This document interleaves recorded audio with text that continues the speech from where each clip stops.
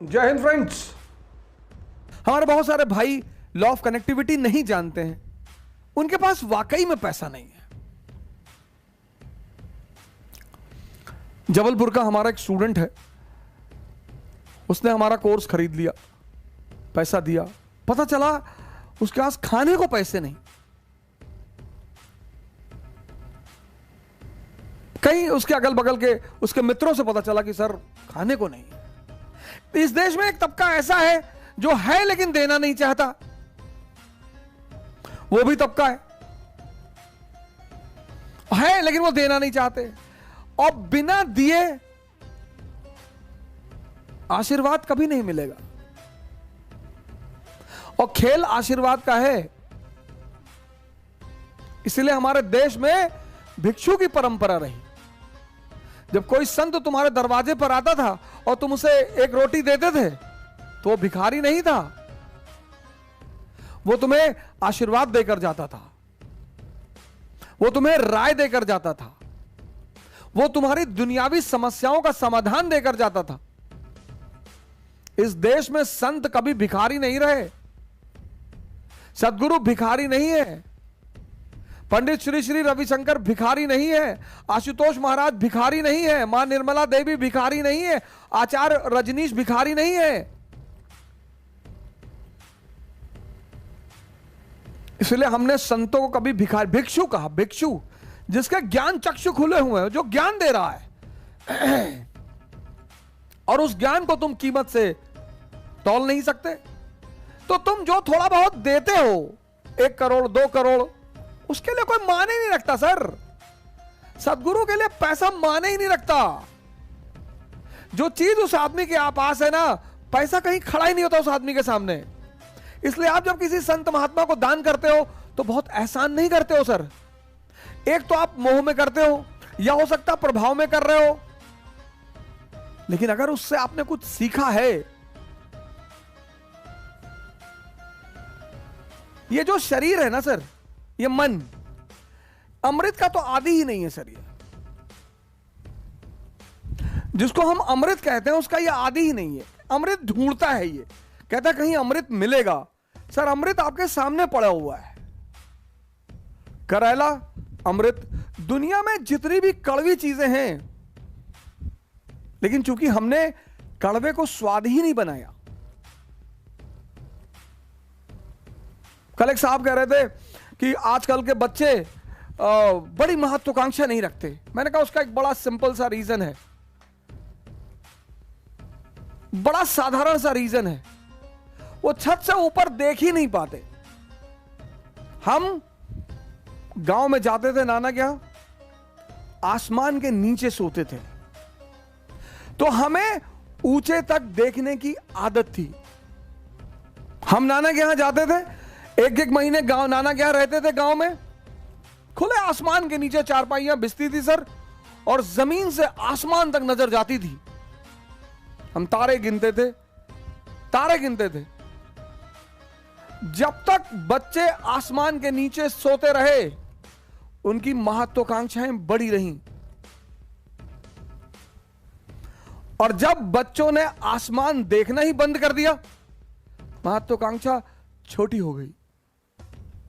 कई बार मैं अपने मित्रों को देखता हूं, जब वो आईएएस क्वालिफाई कर लेते तो लिखते मेरे जीवन की इच्छा पूरी हो गई।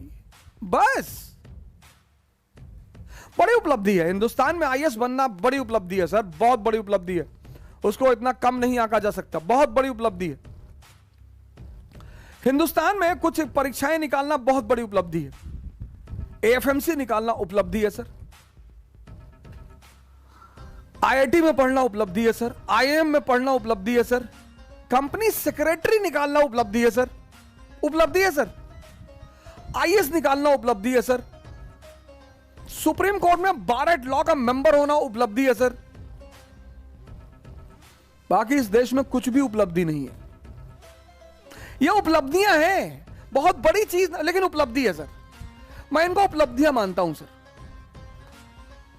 ये उपलब्धियां हैं सर, सबके बस की बात नहीं है। जब बच्चे खुले छतों पर और खुले आसमान में लेटते थे और आसमान की ऊंचाई तक देखते थे तो उनकी सोच भी बड़ी होती थी सर। अब तो बच्चे गर्मी की छुट्टियों में गोवा चले जाते हैं, यूरोप चले जाते हैं, मां बाप उन्हें शायद आसमान दिखाना पसंद नहीं करते। एक बार फिर से अगर यह ट्रेंड शुरू हो तो शायद सोच की ऊंचाई भी बढ़े। लेकिन मैंने कहा जिंदगी है सर खेल, यहां कुछ भी दुख मनाने जैसा नहीं है। हार तो तब है सर जब हम पैदा हुए थे मर्सिडीज लेके और मरे बिना मर्सिडीज के। लेकिन जब हम नंगे पैदा हुए और नंगे ही मरेंगे सर, ये जो खेल लाइफ है ना, ये जो जर्नी है, ये बर्थ और डेथ, ये जो जर्नी है ना सर, बर्थ और डेथ वाली, ये एक यात्रा है सर। आदमी यहां भी नंगा, आदमी यहां भी नंगा।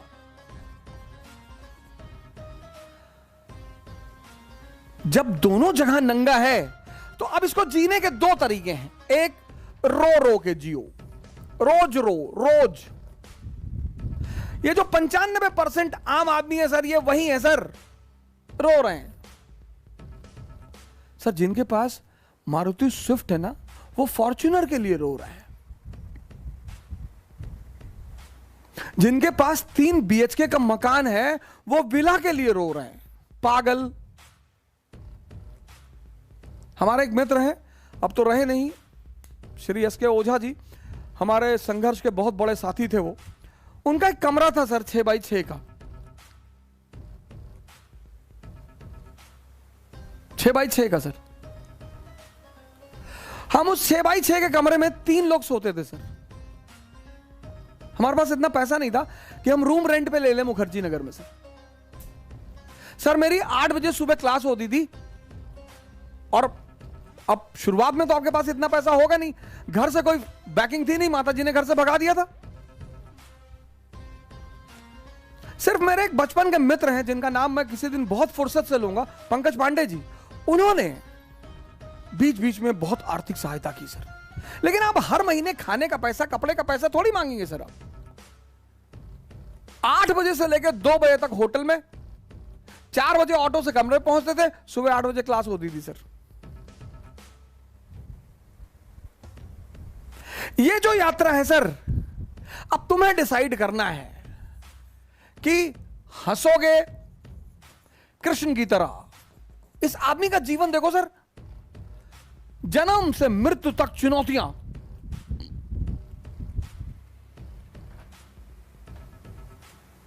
पर आप इस आदमी को कहीं रोता हुआ नहीं पाओगे सर, यही इस आदमी की खासियत है। और दूसरी तरफ अगर आप देखो दुर्योधन, इसको बोलते हैं Duryodhan syndrome.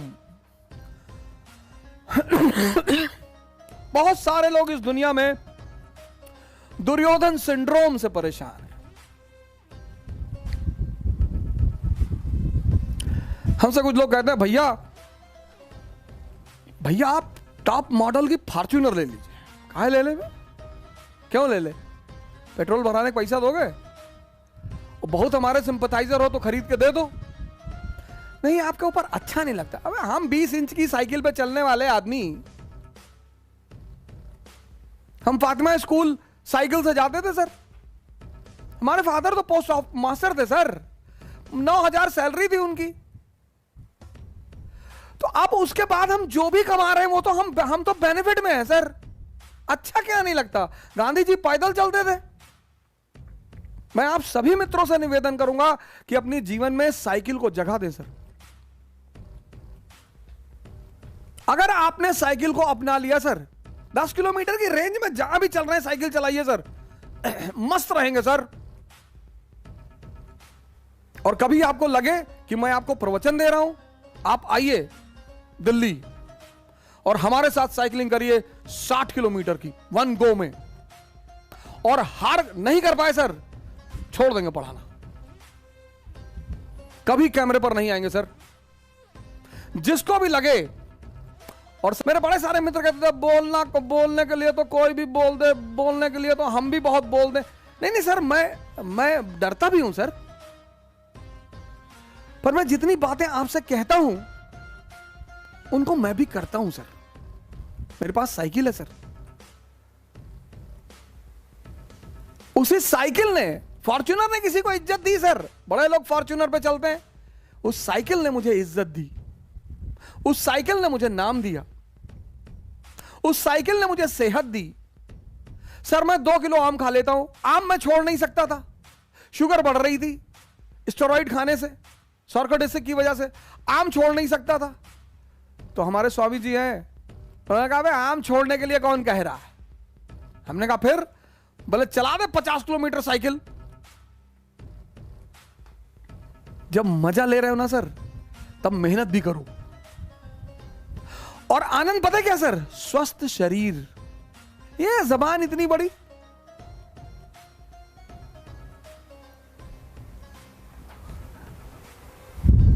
Sir Duryodhan syndrome से परेशान मत रहो, शुक्रिया करो तुम्हारे पास जो भी है।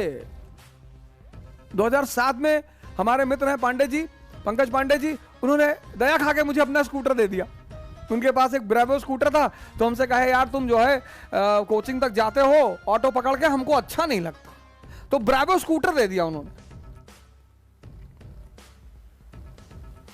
तो हमारे एक दोस्त हैं चंद्रदीप सरकार, एबीसी एकेडमी चलाते हैं बंगाल में, तो जब उन्होंने मुझे ब्रेवो स्कूटर पे देखा चाणक्य एकेडमी में, मैं मिश्रा जी का भी बड़ा धन्यवाद अदा करना चाहता हूं। ए.के. मिश्रा जी ने बहुत साथ दिया, चाणक्य एकेडमी चलाते हैं और बहुत ज्यादा साथ दिया उन्होंने। तो चंद्रदीप सरकार ने जब हमें ब्रेवो स्कूटर पे देखा, बोला सर क्या बात कर रहे हैं सर, आप यहां मत खड़ा करिए, थोड़ी दूर खड़ा करिए सर। अबे मैंने कहा पागल हो मैं, यहां खड़ा करने में क्या दिक्कत है, यहीं खड़ा करेंगे। अपने समय से शर्म मत करो सर, अपने समय से डरो मत, लड़ते रहो हंस हंस कर। ये जो है अब आपको डिसाइड करना है सर। रोगे तो हर दिन तुम्हें एक बहाना मिलेगा रोने का, हर दिन। बस आदत डालनी है, चाहे रोने की डाल लो चाहे हंसने की डाल लो। मैं एक पिक्चर मूवी देखा था, मुन्ना भाई एमबीबीएस, है ना, वो डॉक्टर अस्थाना, बड़ी जबरदस्त वो, उस मूवी का वो मैसेज बड़ा जबरदस्त लगा। कहता मैं आपकी बेटी से शादी नहीं करना चाहता, मैं अब नहीं करूंगा आपकी बेटी से शादी, अब मुझे एक नई लड़की मिल गई है। तो कहता कौन? कहता वो डॉक्टर सुमन। तो हंसने लगता, कहता मुझे पता था कि तू सुन के हंसेगा जरूर। Laughing therapy. कभी कभी मूवियां अरबों अरबों रुपए का मैसेज दे जाती हैं, हम गौर नहीं करते सर।